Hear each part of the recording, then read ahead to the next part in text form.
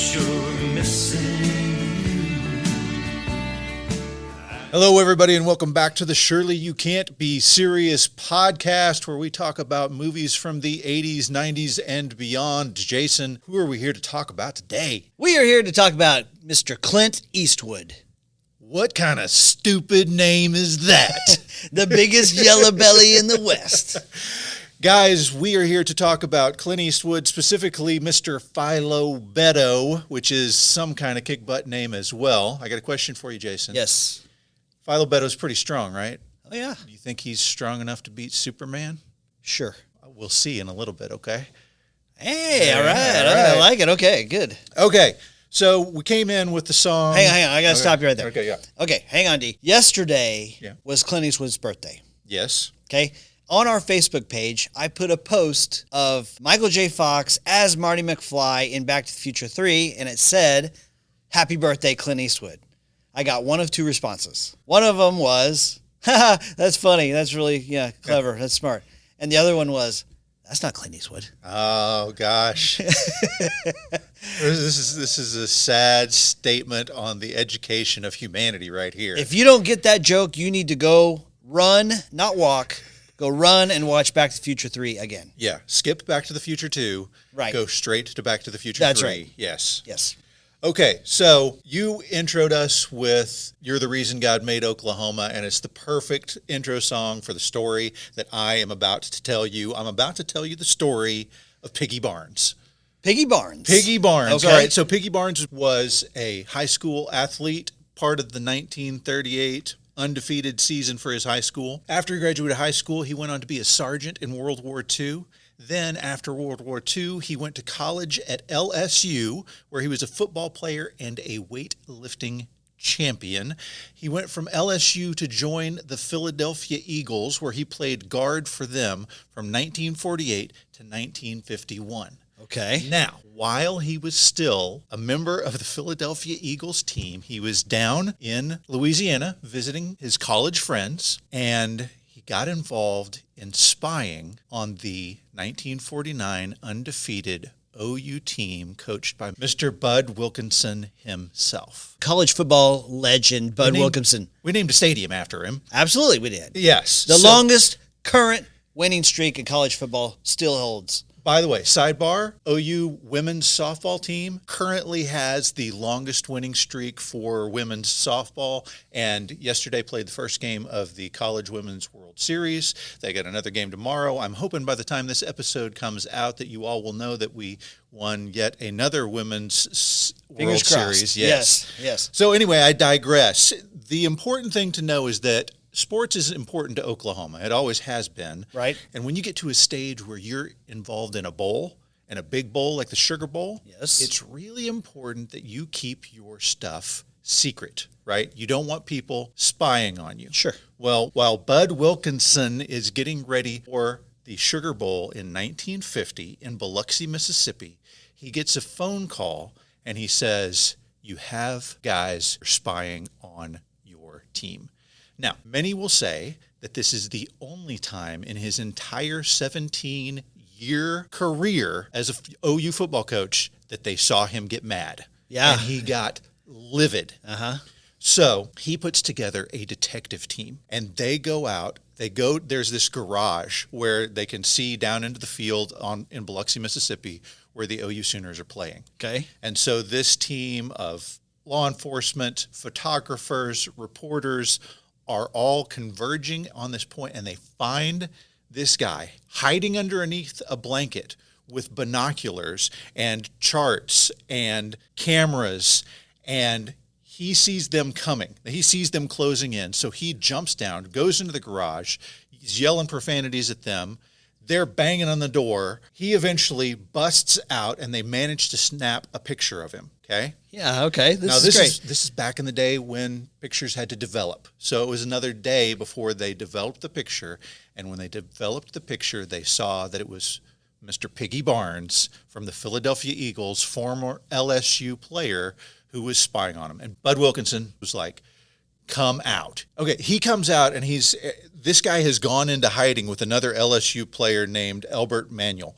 And Bud Wilkinson says, show yourselves and declare your innocence, or we're going to assume you're guilty. They never come out, right? Oh, yeah. So Keep your mouth shut. Yeah. Yeah. So 1950 Sugar Bowl, OU beats LSU 35-0. It made no difference at all. Right. Except that he was horribly embarrassed. He ultimately, the next year, leaves the Philadelphia Eagles and goes into acting. Okay. Piggy Barnes goes into acting because he's a terrible spy. And he plays parts in Gunsmoke and Bonanza and Rawhide. Rowdy Yates, anybody? Yes? Yes. Okay. And the Dukes of Hazzard. What? Along with a ton of other stuff where at some point he realizes he's good at playing a sheriff. Plays the sheriff in at least 10 different TV shows and movies, including High Plains Drifter. Okay. Yep. And in 1981, brings that sheriff role to a key role in a movie that is a knockoff of Smokey and the Bandit. It's a movie called Smokey Bites the Dust. Came out in 1981. Yes. And it is an absolute dismal failure. But it's not the first Smokey and the Bandit that he has knocked off. Okay. The first one is the movie we're here to talk about today, Every Which Way But Loose, where Walter Lee Piggy Barnes plays the character that is much talked about, but little seen, Mr. Tank Murdoch.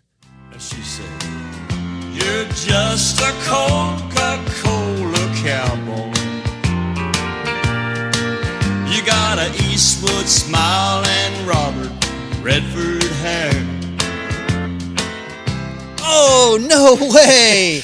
Tank Murdoch. Yes, there you go. That is awesome. So Tank Murdoch, the championship fight at the end of Every Which Way But Loose, was a guy who was once a spy for LSU against OU. Wow, that is a great story. Thanks, man. I was wondering where we were going with this. Where are you going with this? Mr. Tank Murdoch, that's the guy, he's like the big baddie at the end of the movie. Yeah. We'll talk about what we think about that fight sort of at the end, but Yeah.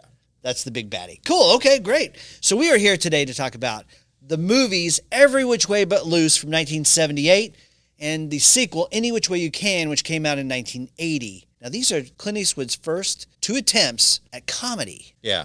And we're going to talk about whether we think he succeeds or whether we think he fails. Yeah, so we talked about the fact that his career is far too long for us to go into depth on. Right. I mean, he has been making movies and TV shows as long as my dad's been alive. Yeah, I mean, way longer than we've been alive. Yeah. Yeah, and 70 years or more Right. at this point, right? Right.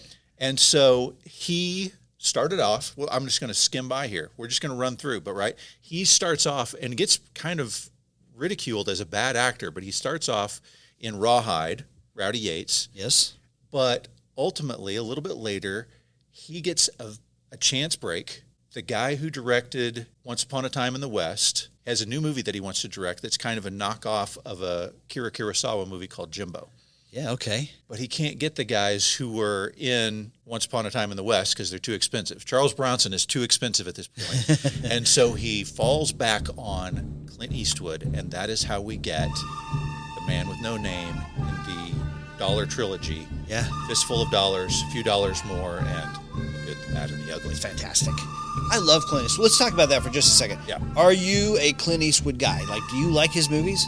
My friends growing up were all about John Wayne. Like their dads Yeah. watched John Wayne movies with them. My dad watched Clint Eastwood movies with me. Yeah. Like, I mean, that's what we watched. And it wasn't so much the spaghetti westerns, but the Dirty Harry movies, my dad thought they were hysterical. He could have called them a comedy. He thought it was great when Clint Eastwood would go and foil a bank robbery while all chewing on the same bite of hot dog. He thought it was hysterical. So Okay. lots and lots of Clint Eastwood movies in my past. Yeah. Definitely Interesting. major Okay. factor. I love Clint Eastwood movies too. And then the funny thing is that he's sort of reinvented himself several times, you know? Oh, yeah. And especially as a director, has done so many different types of movies. I mean, and has proven himself over and over. And it seems like every single time that he goes out and tries something new, the critics ridicule him, but the fans love him. One of these days we need to talk about Unforgiven, which is kind of his masterpiece. Yeah. Well, and we had our friend Dale Selby say, hey, you should do Unforgiven versus Dances with Wolves. Yeah. Right? Yeah. And then we started watching these movies, and I was like, you know what? I kind of want to watch The Outlaw Josie Wales. That was one of my favorite cowboy movies of his. Sure. I started watching that. I'm like, oh my gosh, it's all the guys who are in is. Every Which Way But Loose. It is. It's crazy, right? I mean, Sandra Locke is there. John Quaid is there. Yeah, the guy who is the main bad guy, the Union soldier, he's one of the Black Widows. The guy who pulls them across the river, who's singing Dixie on One Way Across, he's one of the Black Widows. I mean, there are tons of guys. Oh, and by the way, in The Outlaw Josie Wales, Yeah. to throw back to one of our very old, very unpopular episodes, Sheb Woolley is also in The Outlaw Josie Wales. He is the guy who, spoiler alert for that episode you're never going to listen to, he's the guy who did the Wilhelm yell. Is that Wilhelm right? scream, Yeah, that's yes. right. I forgot about that. That's Yeah. right. He's the guy who in Josie Wales is playing the fiddle at the end and gets buried up to his neck by the Indians. It's a great movie. It is a fantastic movie. That's interesting. Okay, cool. So let's talk about the birth of this movie, right? Okay. Yeah, so this script was written by a guy named Jeremy Joe Kronsberg. Yes. Okay. He hasn't done a whole lot. Jeremy Joe?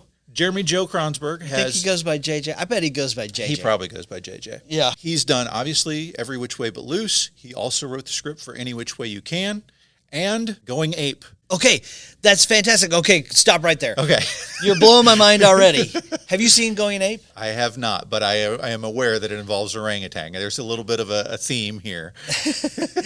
All right, so here's where the Shirley world collides right here, okay? Okay. So you've got Danny DeVito, Yes. which we talked about in our Twins episode, Yeah. and Tony Danza, Hold me close now, Tony Danza. which we talked briefly about Taxi in our TV themes episode. We did. Then you've got Poppy, the orangutan, Okay. who plays Clyde's girlfriend in Any Which Way You Can. Oh, nice. Okay. Yeah, and so it's just kind of a fun collision movie, and there's stupid hilarity. And as a kid, I freaking loved this movie. You loved Going Ape.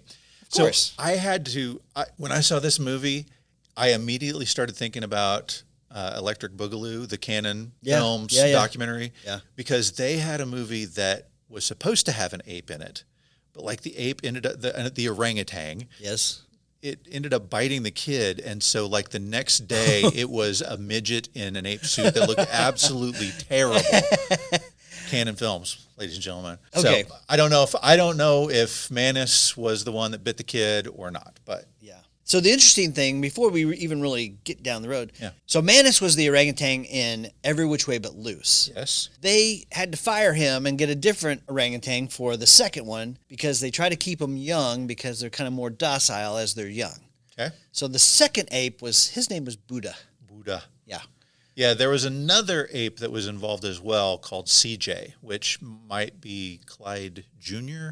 It might be that might be how he got that name, Clyde Jr. I think that he may have come in for when they were doing their marketing and publicity for he was the ape that would go out into the public, I guess. Interesting. Okay. And there's a whole story out there involving PETA and Jane Goodall and the mistreatment of these animals, and that story has been called into question by other people, and we don't get involved in that nonsense here. We're not talking about any of that But crap. we'll tell you that it exists. Okay, there we Right? go. There Right. you go. So J.J. Kronsberg has this script Yes. that involves a bare-knuckle brawler Yep. and an ape. Because why not, right? How can it not win, right? How can it fail? Right. Of course.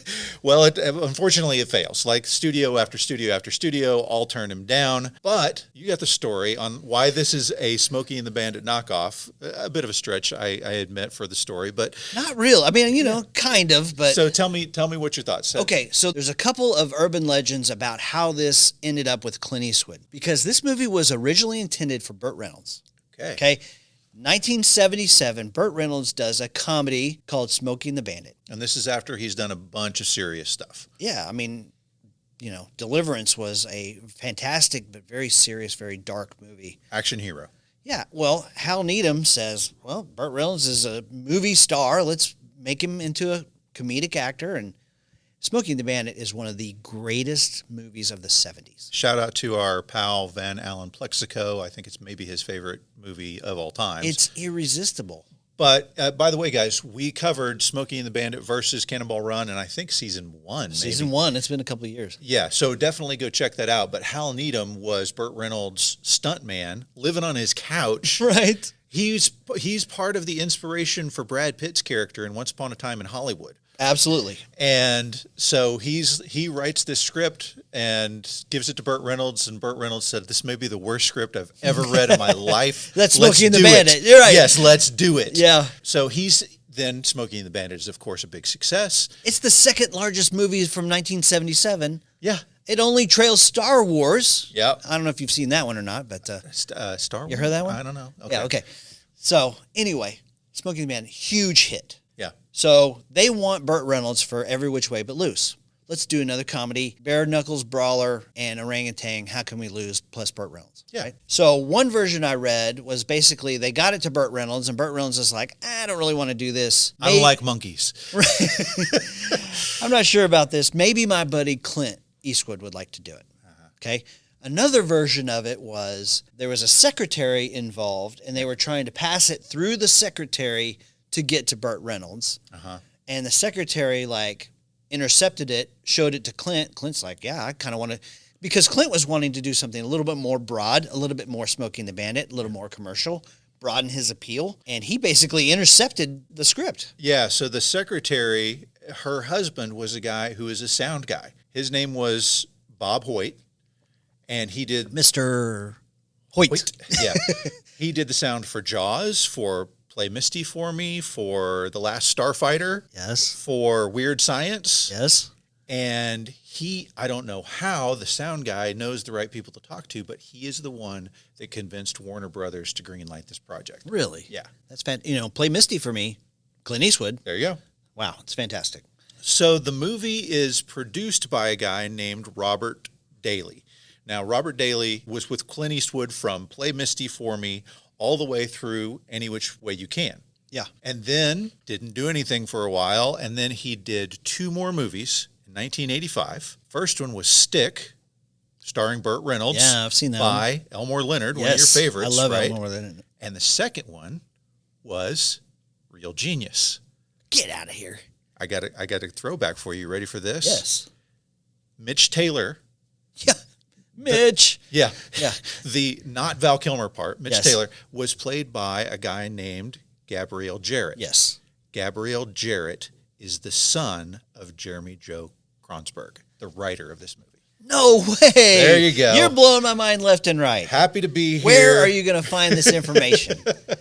That's incredible. Thanks. So the movie was directed by a guy named James Fargo, who is still alive. He's 84 years old. Dude's old, man. Yeah, but not as old as Clint. No, he's not. Clint just turned 93 yesterday, by the way. Yes, right. Clint is 9 years older than 84.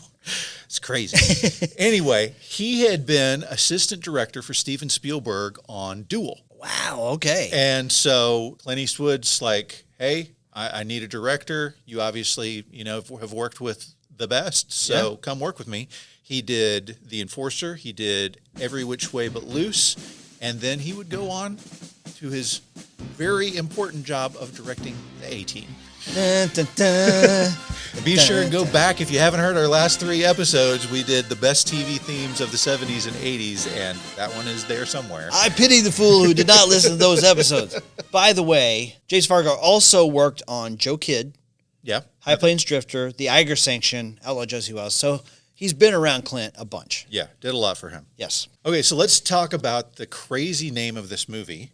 Yeah. Every Which Way But Loose. Yes. I have trouble. I have to think about it to say it right every single time. Why would you call a movie this? Well, because there was a cool song by Eddie Rabbitt called Every Which Way But Loose, and they decided we want that song in the movie, and we're going to name the movie after the song.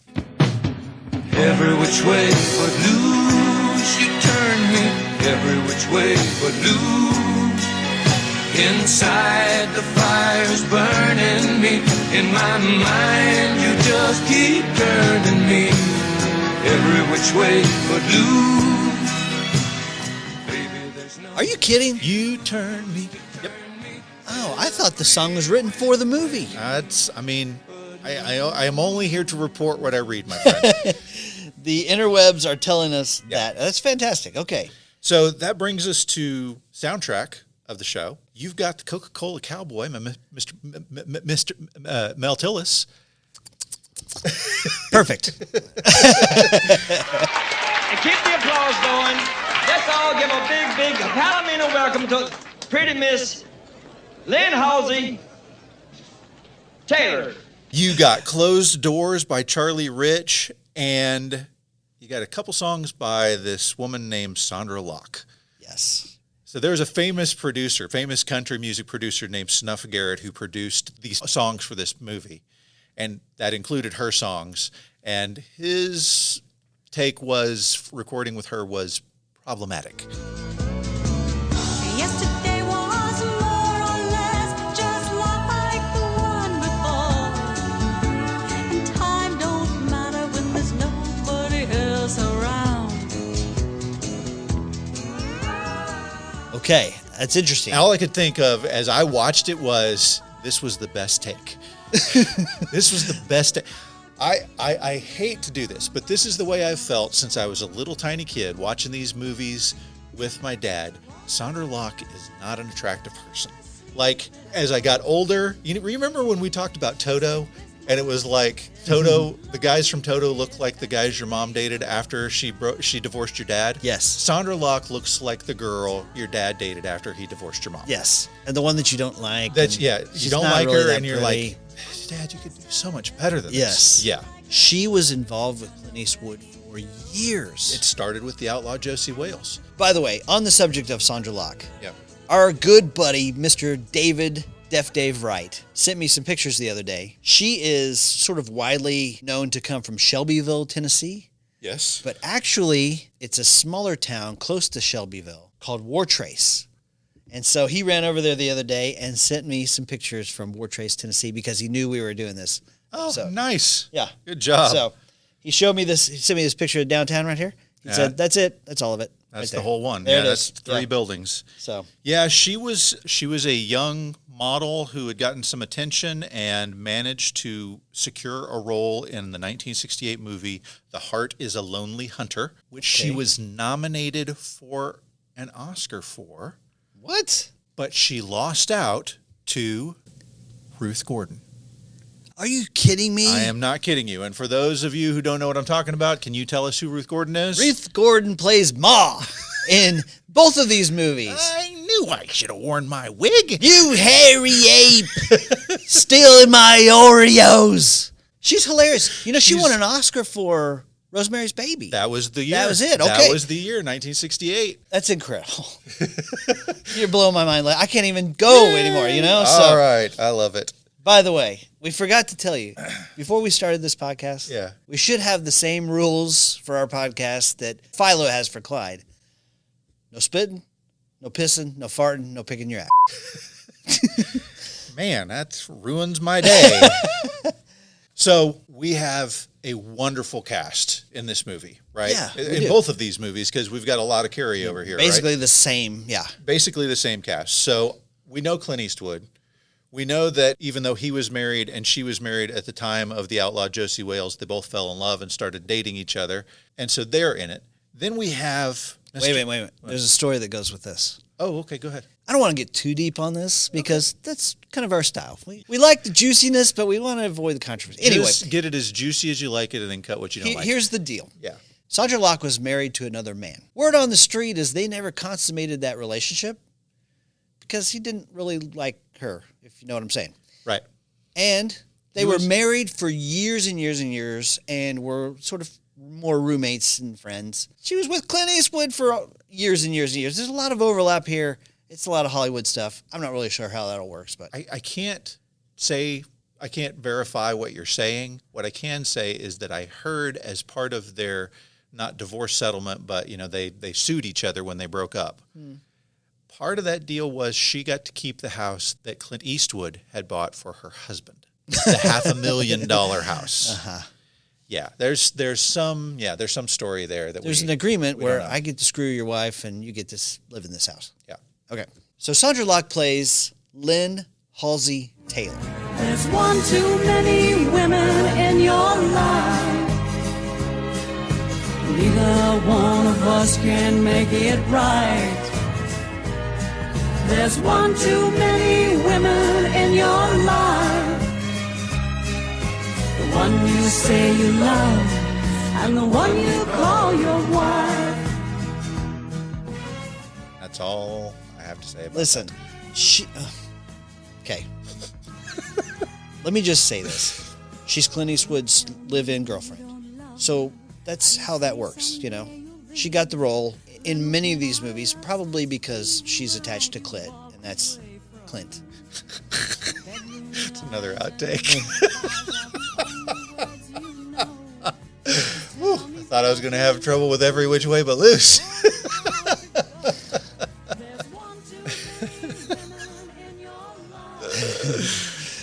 Anyway, but she's a package deal with Clint.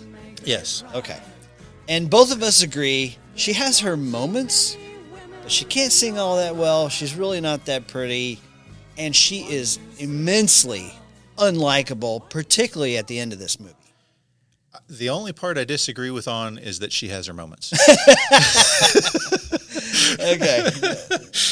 Okay, so because this is not a bash session, with the Shirley guys do not bash overly anyway. Let's move on to Mr. Jeffrey Lewis, because he is the guy who helps make these movies. I told you right before we started recording that he may be my favorite character in the whole thing. And then I said to you, he definitely has the funniest part in the first movie. Yes. And you said which part? And you told me, and we both agreed, you know? Yeah, I showed you my bicep, and then you sneezed, and we both agreed that is the funniest part of this movie. There are a couple of laugh out loud moments for Every Which Way But Loose. Yeah. That's one of them. Yep. When the Black Widows roll up his sleeve and says, "Look at this tattoo. What is this? Do you know who this is?" And Orville, Jeffrey Lewis, just sneezes all over Spits it. all over it. Yeah. Love it. Funny. Love it. You see there? An arm? No, there. A tattoo? You don't know what this means. Do you see that? He's in like 7 or 8 different Clint Eastwood movies. They're buddies. Yeah. Clint brings his friends along. I mean, why wouldn't you? Right. And he, of course, is the father of Juliette Lewis. That is a mind blower if you did not know that before. Juliette Lewis, of course, plays Beverly D'Angelo's daughter in Christmas Vacation. Well, I was shocked whenever I'm watching the movie, because it's been decades since I've seen it. Right. And Beverly D'Angelo shows up in the middle of the movie as... Echo. What? Echo. Oh, that was such a lame joke that they They did 4 or 5 times. 4 or 5 times, and it still didn't get funny.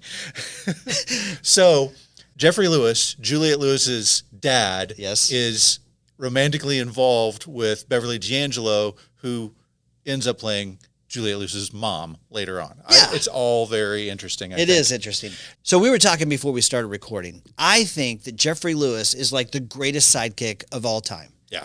He's always willing to do whatever it takes to hang out with Philo. He gets beat up multiple times. He gets shot Yeah, I was at gonna least say, he once. gets shot. You know, he gets shot in the second one. Yeah. And all he wants is to hold the money and eat pecan pie and occasionally maybe get laid on the road with Beverly D'Angelo. I have to think that he was responsible for the skater style of turning your hat. I halfway loved to the it. side. It's always sort of cockeyed. Yeah. Yeah. Okay. So then we run into Beverly D'Angelo. She plays Echo. What? Echo. How many times are we going to do that joke? As many times as we can. All right. So I had my mind blown a couple of times. Beverly D'Angelo was an illustrator for Hanna-Barbera before she started acting. What? What? What? What? And then she doesn't go into acting. She goes into singing. She's the backup singer for the band that ultimately becomes the band. What? Yes. I was just like, what? And so, and so this is one of her very earliest acting roles, and she's 24. foxy as all get out. Majors, right? Always, yeah. And they have that really funny moment where he's squeezing the cantaloupes. Yeah. Yeah. She was the first set of boobs I ever saw on the big screen. I was hoping you were going to bring that up. She was the first set of boobs I ever saw on the big screen. It will be etched into my memory forever. Ellen Griswold. Yep. Oh, yeah. And so she's very young and super attractive. And she gives the film a little kick as, it's a road movie. Yeah. They meet her sort of halfway. She jumps in with them, but she's cute. And then you've got Ruth Gordon as Ma. Fantastic. You, Harry Abe, stealing my Oreos. Yeah. Yeah. And she'd been acting for forever. She was a playwright. She's done everything. Very talented lady. I cannot really see her as anything other than Philo's. She's not even Philo's mom. She's Orville's mom. Right. But she's just the grumpy old lady, I love it. I love it. Quitting your job, letting an old lady die of frostbite, canker sores. It ain't froze around here in 30 years, huh? Don't have to freeze. I got thin blood. Let's talk about John Quaid for a second.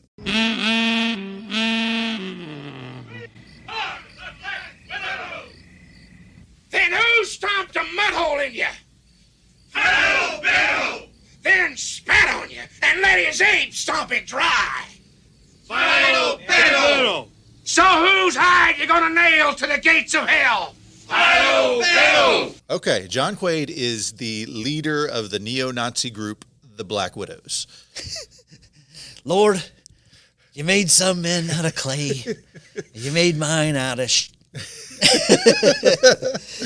He's hilarious, right? Oh, fantastic, yeah. So he got involved in acting. I mean, just somebody came up to him and said, I like your face. Have you ever thought about acting? Oh, wow. Yeah. And he was in a ton of those old West TV shows as well, just like Piggy Barnes was. Yeah. And he was in The Outlaw Josie Wales as one of the would-be, well, he wasn't quite the would-be rapist. He was the guy who stopped the would-be rapists in The Outlaw Josie Wales, but he got his comeuppance anyway. That's right. Yeah. I like how he's got the little hole in his shirt where you can see the Black Widow on his tummy. It's great. He is funny in Every Which Way But Loose. Yeah. But he's extra funny in Any Which Way You Can. He takes the absurd, campy to the next level. So good. So good. You'll pay for that, Now, Philo. you were telling me, not to get too political, but you were telling me that he got pretty political for a while. Okay, so here's a couple of things I know about John Quaid. Yeah. Okay, he worked at sort of an engineering plant, and he made parts that are like NASA used and are still on the moon today. Like he manufactured these parts, and they're on the moon right now. Wow. Yeah. Okay. That's This crazy. is the guy who played Chola. Wow. Right? Yeah. Okay. But he said that he always got these sort of heavy acting roles. Like he always plays the tough guy, the bad guy, big teddy bear, very lovable. Kids love him. Mm-hmm. He's just a lovable type of guy. Yeah. He was very anti-government, though. Mm-hmm. And we're not political, but he's one of these guys that's like, the government should not enforce you to register your vehicle and should not require anybody to get a driver's license. Just how he is. Interesting. There you go. Yeah. And we cannot forget, we've talked a little bit, but Manus as Clyde. Yeah. Here's the thing I think the movies get right. Both of these movies get right. Manus is not the star of the movie. Clint is the star of the movie. Right. Movies with monkeys or orangutans or chimps, they tend to make that the star, and it's all weighed on an animal who can or can't act, and that's it. Right. He's a sidekick. Yeah. He's comedy relief, and he's funny as crap. I loved Clint Eastwood's take on it because they were talking to him about the difficulty of working with kids and animals. And he was like, he was the most natural actor that I've ever worked with. Now, we had to get it right on the first take because he'd get bored pretty quick. Yeah. And he said, but if, people talk about him stealing the show, well, I'm a producer on this show. So if he steals the show and it's a success, great. Exactly, right? Yeah. There's a funny scene with Manus and Clint Eastwood, and you can actually see it on screen, okay? During the filming of Every Which Way But Loose, they're driving in a truck, and you can he starts to get a little physical with Clint. Okay. He starts to kind of headlock him a little bit. Uh-huh, yeah. And Clint, cameras are rolling. Like you said, he's a producer. Sometimes you just kind of go with it. Yeah. And you could tell the strength of this animal is hurting Clint a little bit, and he's trying to work his way through the scene. The trainers had to talk on the CB to calm him down a little bit. Gotcha. Because they're strong, those animals. Oh, my gosh. Rip your arms off. Oh, man. I mentioned before, one of the Black Widows was the Union General in the outlaw Josie Wales. That actor's name was Bill McKinney. He's another guy who's just been in a ton of stuff and was very good at being both the tough guy as well as the funny guy. Okay. But other movies that he's been in where he's been those various types, First Blood, Back to the Future 3, Yeah. and The Green Mile. And then to throw back what you mentioned earlier, a very memorable part that he played was in the movie Deliverance, where he played one of the two hillbillies who raped Ned Beatty. The one who says, "Squeal like a pig." Ew. Yeah. Same guy. Wow. Well, hey, he's carved out a great living for himself, banging Ned Beatty. A day that will live in infamy. I just want to bring this up. Both of these movies are road movies. Uh-huh. Yeah. And so it's kind of fun you're with this ragtag group of guys. They're being chased by a ragtag group of guys. And it just so happens, I've told you, I don't tend to visit movie locations very often, but coincidentally, I've been to both Georgetown, Colorado, a million times. Yeah. And I've been to Jackson Hole, Wyoming. Yeah. And so every time I see these scenes, I'm like, I was there, you know? It's funny because you were in San Diego a month ago whenever I was watching these movies, and I was like, oh, I bet there's a place nearby. I couldn't find any place nearby because almost all the scenes were shot in California, right? Except those two scenes that you're talking about. Right. Before I talk about the scene that I really dislike in this movie, okay, I want to talk, there are some really funny moments in Every Which Way But Loose. Okay. So I want to talk to you about the introduction of Clyde. Now, I don't remember what it was like, you know, way back when before the movie came out, like how much people really knew about that or whatever. Right. But the very beginning of Every Which Way But Loose, yeah, Clint's character, Philo Beto, goes into like a barn. Yeah. And he's like, Clyde? And he gets tackled by Clyde. It's like Cato for Peter Sellers, It right? is, right? Yeah. And I remember as a kid, I thought that was hilarious because Clint's this big, strong guy. Yeah. And then this orangutan just, bam, just tackles him, takes him out. Yeah. And at the end of the fight, Clint Eastwood still has the beer in his hand and gives it to Clyde as like the you win, here's your prize. Beers to you, Clyde. Beers to you. I mentioned to you, today I texted you, I'm like, I'm watching an interview, like a legitimate interview of Clint Eastwood about this movie, and he is drinking a glass of beer while he's doing the interview. Because why not? It's a different time, baby. It is. Okay, so I told you when Clyde is driving the steamroller. Yes. As a kid, top-notch comedy right there, right? Comedy gold for an 8-year-old. Okay. When Orville and Philo get confronted by the Black Widows and Orville sneezes on his bicep, cracks me up. And then they proceed to get in a fight. Philo goes outside and the fight is on and Orville's just eating his pecan pie. Uh-huh. She's like, don't you think you need to go out and help him? He's like, no, he's all right. Yeah. Okay. And then, of course, Ma shooting the bikes with a shotgun. Funny as crap. Yep. And then, of course, Echo and the cantaloupes. So there were some funny moments. Right. Even the beginning scene where he gets in a fight with a guy for taking his peanuts at the bar. Right. Well, that's the sheriff that's like trailing him around, right? That's the sheriff that's trailing him around. Right. That Which he was a weird smacks in the face with Yeah, that. smacks in the face with the fish. Yeah. And then some, what we would probably say are some racist moments for his sidekick, where he's making his sidekick, who's an African American, do all of the work. Like he's digging the hole, he's doing the hike, he's doing it all. All of this was over Clint taking a little more than his fair share of free peanuts. And he chases him across the country and gets smacked in the face. Yeah. Okay. Let's talk about the scene that I think we both agree is the worst scene in the movie. Okay.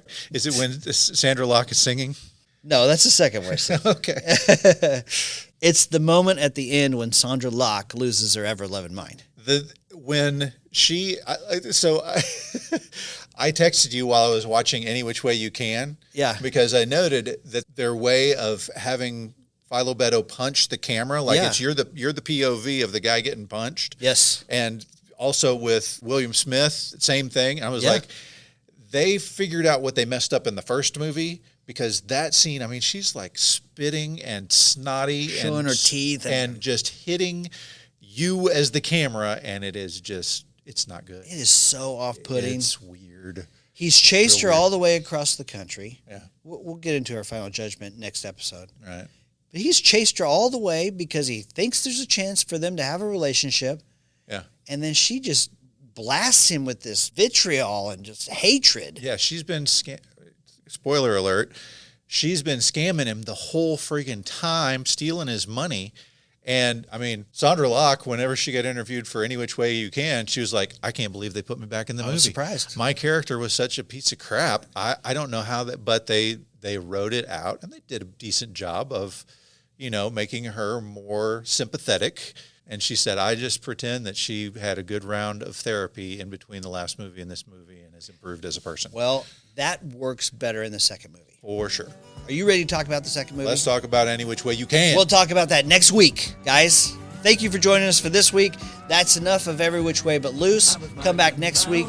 We talk about Any Which Way You Can sequel. When some old boy pushed me way too far, I got up to ask him why, then he punched me.